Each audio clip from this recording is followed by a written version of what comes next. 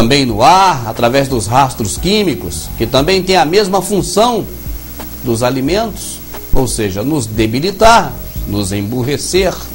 Não bastando o controle mundial sobre o que comemos, eles, os senhores do mundo, agora estão preocupados também com o que plantamos nos fundos das nossas casas, até mesmo com as galinhas que criamos naquele galinheirozinho lá nos fundos. E até isso vão controlar através do Codex Alimentários, que entra em vigor a partir do dia 31 de dezembro de 2009. Esse é o processo físico. E quanto ao processo mental? Você já viu aqui o exemplo: TV, escola, como os demais que foram aqui representados pelas bolinhas brancas. A TV, que é a mais forte ferramenta do sistema, por exemplo, ela tem um vasto poder de induzir desejos que partem desde a ideia do materialismo desenfreado, até mesmo ao gosto, à luxúria, a sermos amantes de um falso poder que jamais iremos alcançar. Mas quem é esse sistema? Quais são seus objetivos? Quem criou o sistema? Antes de tudo, devemos saber qual a definição de sistema. Sistema: conjunto de elementos entre os quais haja alguma relação, disposição das partes ou dos elementos de um todo coordenados entre si e que formam estruturas organizadas.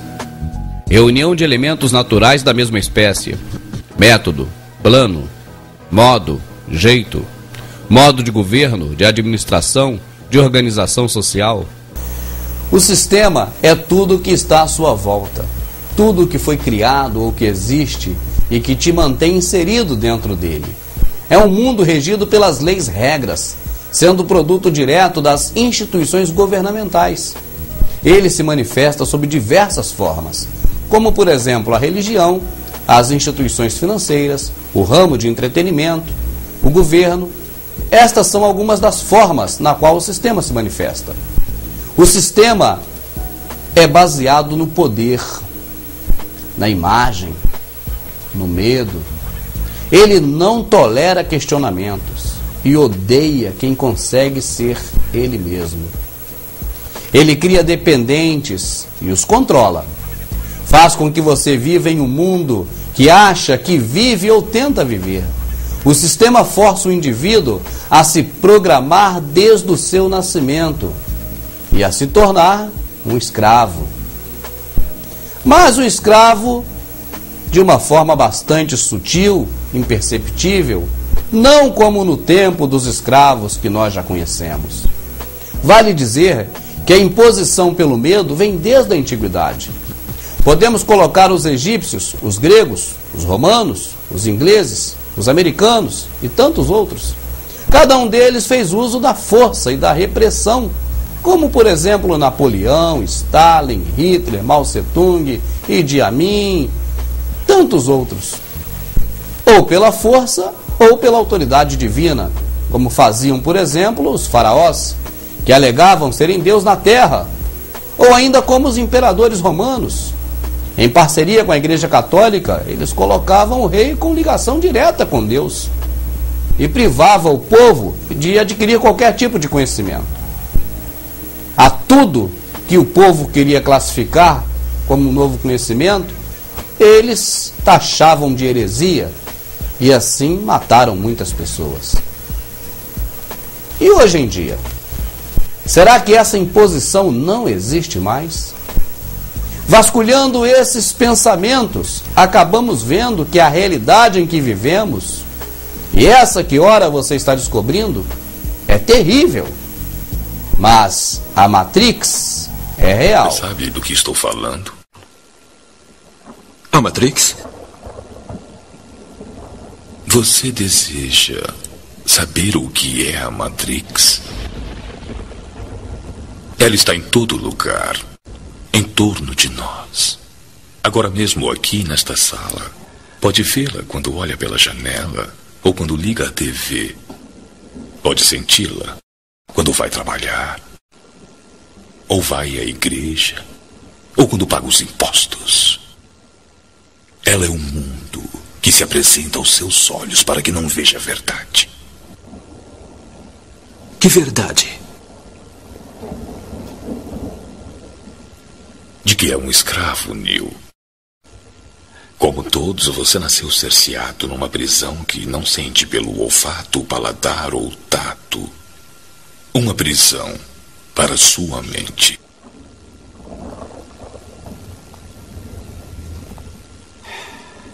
Infelizmente, não se pode contar a ninguém o que é a Matrix. Você tem que ver por si mesmo. Do que você necessita? O sistema dita que o consumo por quinquilharias e inutilidades é um sinal de status. E acabamos por interpretar isso como sentido da vida. Desenvolvemos então um gosto pelo materialismo. Hoje não é mais necessário uma lei marcial de caráter ditatorial ao estilo passado de Napoleão, Stalin e tantos outros. Você já é oprimido pelas próprias pessoas que possuem uma opinião pré-definida.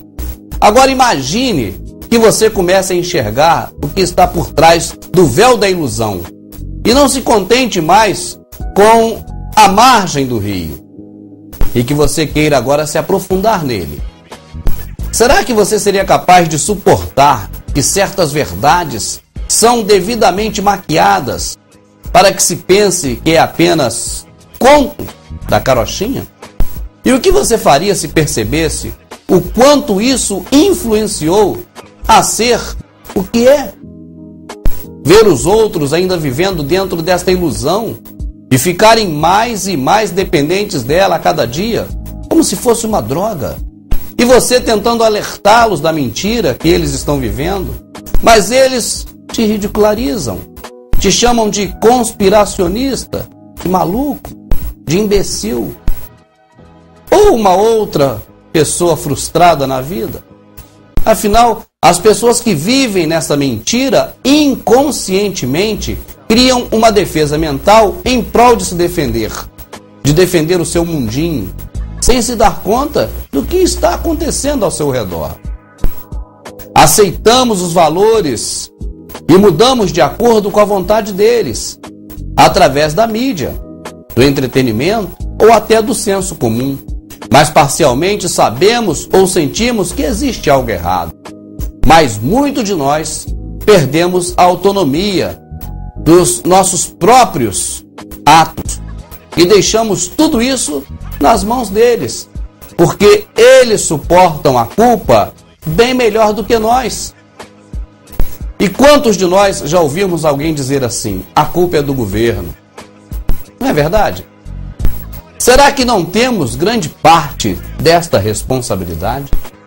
Uma pessoa condicionada acredita que já existe muita responsabilidade para ela, como por exemplo a sua carreira, os seus estudos, o futebol ou o shopping no final de semana, e por aí vai. Então podemos dizer que por mais que esse sistema, ou seja, o governo, religião, entretenimento, educação, leis, por mais que ele seja falho, nós alegremente damos nossas rédeas para ele. E ele nos cria como bebês, ou como eles costumam mesmo se referir a nós, como gado. E aí o fardo pesa. E então nos são fornecidos esses mecanismos para nos distrair, como se distrai um rato de laboratório. Até mesmo para que esse rato espere chegar a sua hora.